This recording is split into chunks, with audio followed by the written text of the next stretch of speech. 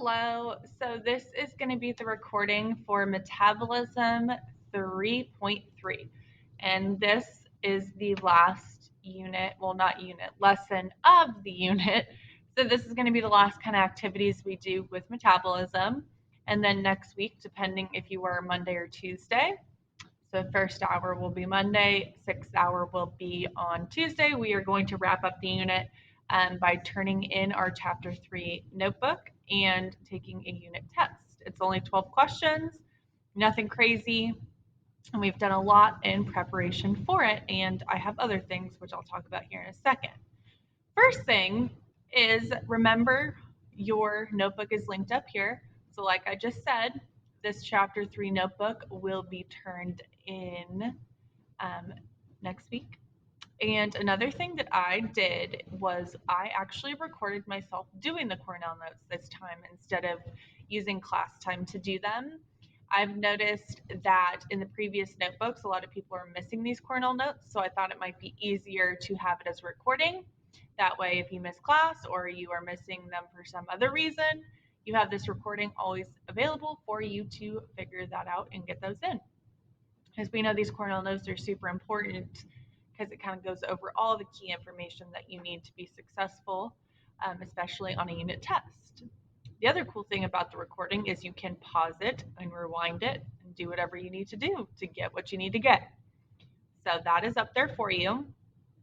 The other thing I already put in here, which on Friday this week we will go over this, but I already put in one review activity. So if you are feeling like you want to get going, that's there. But like I said, Friday we're going to do some reviewing together. So there's no need unless you want to. And it's Among Us themed, so it's pretty cool. But for today's lesson, we have 3 pages in our notebook you can see here and an exit ticket and canvas. So in the notebook, the first thing that we did together was there's this reading about cellular respiration and cellular growth, which is super important to wrap up kind of all the ideas that we have been learning. And so I actually read this to the class, so I will read it. And there are 3 questions below. And I always talk about a strategy that I like to use is I like to read the questions first and then read whatever the reading is, or if I have to do an assignment or some other task, I like to know what I have to do first. That way, when I'm reading, I can get my mind working to gear up to do whatever it is I have to do once I'm done reading. And so the questions that need to be answered for this one is what surprised us about this article and how amino acid molecules are used in cellular growth and repair, and then glucose and oxygen, how those are used in cellular growth and repair. So I will read this to you. So, cellular growth. What does it mean to grow?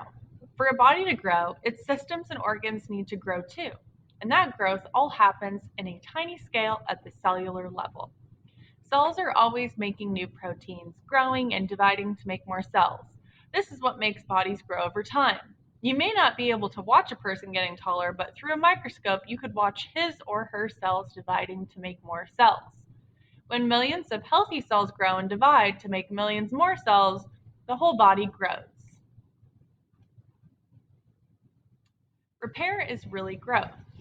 When you're recovering from an injury or just healing from a cut, you're actually growing, at least on a cellular level. The body repairs itself by growing the new cells and cell parts needed to fix damaged ones. Individual cells get old and die and need to be replaced by new cells. Cellular growth is always happening, even in adults, who may not be getting taller anymore, but still need new cells to grow to replace the old ones and repair damaged ones. And then what cells need for growth and repair. To grow and repair themselves, cells combine amino acid molecules to form larger protein molecules. These new proteins build new cells and cell parts. Growth and repair also require energy. So cells also need glucose and oxygen to release energy for these important functions. So for this first part. Amino acids form larger proteins that help build new cells and cell parts.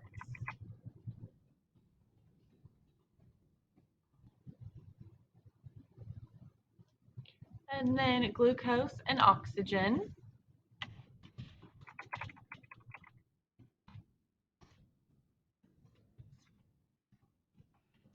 Oxygen react to release energy needed for growth and repair.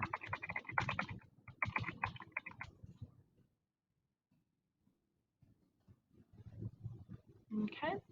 The other assignment, so remember there was 3 slides, and the second slide is the top has you going into the modeling tool, and you're going to model a cell. So you're going to show how the different molecules help to make a cell function properly. So the energy you need, the protein you need, and all of those. And so here is my modeling tool. And what I have is I have glucose and oxygen, which we know need to react together, and that's the reaction to create energy. You must have a normal amount of both. You cannot have energy without glucose or oxygen. So if someone has low glucose, they're not going to have energy and they're going to feel tired. If someone has low oxygen, same thing. You have to have a normal number of both because oxygen and glucose react together. They have a chemical reaction, and we call that cellular respiration to make energy. The other thing we have happening is we have these amino acids binding to make a larger protein. And what I drew attention to was notice how these are triangles, and this is kind of like 3 triangles put together. And we know that amino acids combine to make a larger protein. So you can kind of think of it as these triangles combining together to make this larger protein. And just a little side note, I added this in here just for knowledge because you'll need to know this. And we've talked about this, but just to kind of bring it back up, starch, when we eat starch, so like breads, rices, noodles, things like that, that turns into glucose in your body. And then that glucose comes up here and we use that in our energy. So you needed to do this on your modeling tool and have a screenshot go into your notebook. If you have issues with the screenshot, remember to just write in here if you turn it in and amplify. I just need to know. If I look at this and I see it like this, I'm going to assume you didn't do it. So either put a screenshot here or upload it and amplify, but let me know. Most of you are good with screenshots at this point, so I assume most of you will be able to do that. And then down here, they wanted to have an explanation about what's happening in the functioning cells of a healthy body. And so I kind of repeated a lot of the things that I have been saying, but amino acids combine to make larger proteins to help our body grow and repair itself. And then glucose comes from the food we eat, and glucose and oxygen react to create energy through cellular respiration. And then starch also comes from the food that we eat and turns into glucose, which we need to create energy. And that is that.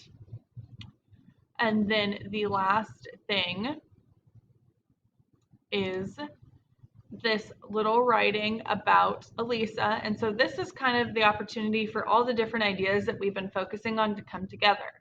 We spent time learning about medical conditions. We figured out that Elisa had diabetes, and then we learned that diabetes means she has a lower number of glucose molecules. And so what you need to bring together today, and you're going to write it down here, is that Elisa's diabetes is affecting her body because if she has low glucose, she's not able to make energy.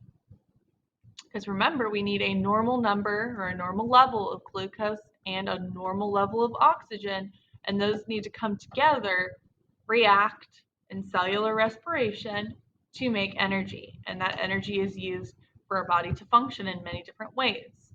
Our body cannot function properly if we don't have that energy.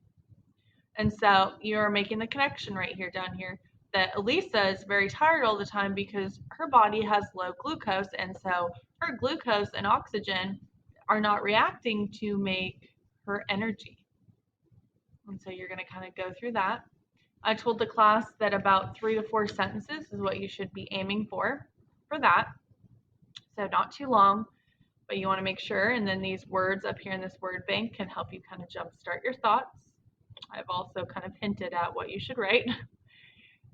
And then the last thing is there's an exit ticket in Canvas.